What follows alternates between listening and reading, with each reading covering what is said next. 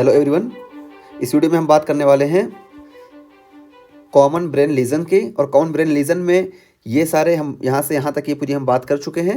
और इस वीडियो में हम बात करने वाले हैं इन एरिया में अगर लीजन हो रहा है तो उसकी वजह से जो सिम्टम्स आएंगे, जो कॉम्प्लिकेशंस आएंगे, उसकी हम बात करेंगे। तो देखिए, सबसे पहले हम बात करते हैं एमिगडाला की। तो एमिगडाला देखिए, यहाँ पे बाइलेटरल लीजन होगा और बाइलेटरल लीजन्स की वजह से क्लेवर बकी सिंड्रोम हमको देखने को मिलेगा।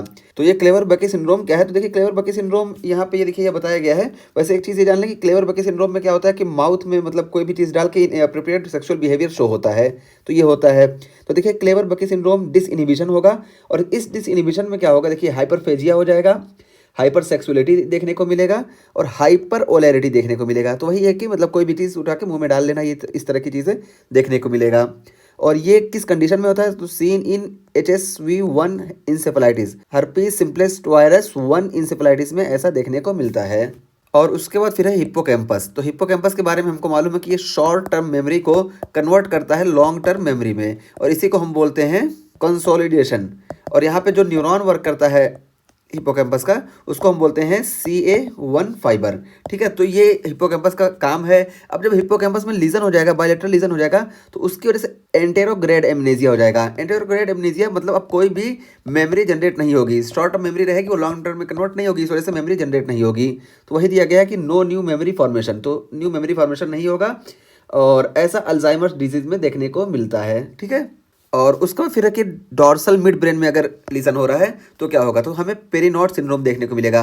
और ये पेरिनॉड सिंड्रोम ये डॉर्सल मिड ब्रेन में लीजन होगा तब देखने को मिलेगा, और often due to pineal gland tumour. तो पीनियल ग्लैंड ट्यूमर जब होगा तो उसकी वजह से ये डॉर्सल मिड ब्रेन जो होता है ये कंप्रेस हो जाता है। तो जब ये कंप्रेस होगा तो इसमें हमको पेरिनॉड सिंड्रोम देखने को मिलेगा। ठीक है, और उसके बाद फिर है रेटिकुलर एक्टिवेटिंग सिस्टम। तो ये रेटिकुलर एक्टिवेटिंग सिस्टम ये मिड ब्रेन में होते हैं, और ये हाइपोथैलेमस, थैलेमस और कॉर्टेक्स, ये तीनों को कनेक्ट किए होते हैं।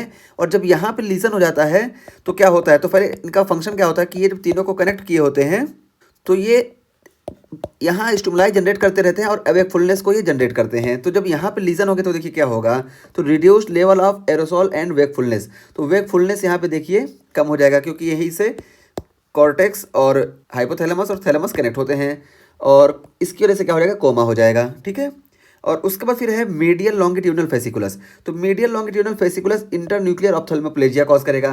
तो देखिए, ये है हमारा मीडियल लॉन्गिट्यूडनल फेसिकुलस। तो ये मीडियल लॉन्गिट्यूडनल फेसिकुलस में अगर लीजन हो रहा है तो यहाँ से देखिए ये दोनों साइड के न्यूक्लियस जो है कनेक्ट नहीं हो पा रहे हैं, इस वजह से इंटरन्यूक्लियर ऑप्थेल्मोप्लेजिया हो जाएगा। इसको हम वहाँ पे आगे बात करते हैं।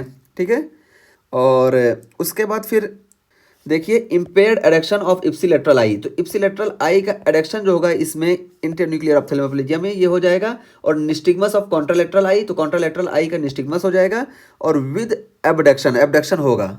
Seen in multiple sclerosis, multiple sclerosis के केस में ऐसा देखने को मिलता है। तो ये इंटरन्यूक्लियर ऑप्थेल्मोप्लेजिया, इसकी हम सेपरेट वीडियो आगे बनाने वाले हैं। और उसके बाद फिर है सेरिबेलर हेमिस्फेयर। तो देखिए, सेरिबेलर हेमिस्फेयर और सेरिबेलर वर्मिस, तो ये सेरिबेलम के लीजन है। तो हमको मालूम है कि बीच में वर्मिस होता है और किनारे पे सेरिबेलर हेमिस्फेयर होता है। तो यहाँ पे अगर सेरिबेलर हेमिस्फेयर में लीजन हो रहा है तो उसके वजह से क्या होगा, इंटेंशन ट्रिमर। तो यहाँ पे देखिए इंटेंशन ट्रिमर होगा, जब हम कोई वर्क करने जाएंगे तो वहाँ पे ट्रिमर होगा। जबकि यहाँ पे देखिए बेसल गैंग्लियन के उसमें कंडीशन में क्या था कि रेस्टिंग कंडीशन में ट्यूमर था, कि हम कुछ नहीं कर रहे हैं, सिर्फ रेस्ट पे हैं, तब भी ट्रिमर होगा। लेकिन यहाँ सेरिबेलर हेमिस्फेयर में इंटेंशनल ट्रिमर होगा, लिम्ब एटेक्सिया होगा। तो लिम्ब का जो वो कोऑर्डिनेशन है वो लॉस हो जाएगा, लॉस ऑफ बैलेंस हमको देखने को मिलेगा लिम्ब में, और डैमेज टू द सेरिबेलम। तो सेरिबेलम के डैमेज से क्या होगा, तो देखिए इप्सिलेटरल डिफिसिट, इप्सिलेटरल डिफिसिट हमें देखने को मिलेगा, और fall toward side of legion, और जिस तरफ लीजन होगा उसी तरफ पेशेंट गिर जाएगा। और यहाँ निमोनिक बताया गया कि सेरिबेलर हेमिस्फेयर और लेटरली। तो सेरिबेलर हेमिस्फेयर हमको मालूम है लेटरली होता है, बीच में वर्मिस होता है, तो लेटरली होगा अफेक्टेड लेटरल लिम्स, तो ये लेटरल लिम्ब को अफेक्ट करता है। ठीक है, और उसके बाद फिर हम बात करते हैं सेरिबेलर वर्मिस की। तो सेरिबेलर वर्मिस कहाँ होता है, ये बीच में होता है, दोनों तरफ सेरिबेलर हेमिस्फेयर है, बीच में वर्मिस है। तो ये क्या होता है, ट्रंकल एटेक्सिया। तो इससे ट्रंकल एटेक्सिया होता है। यहाँ पे देखिए लिम्ब एटेक्सिया हमको देखने को मिल रहा था, लेकिन यहाँ पे ट्रंकल एटेक्सिया होगा। और उसके बाद wide based drunken sailor gate.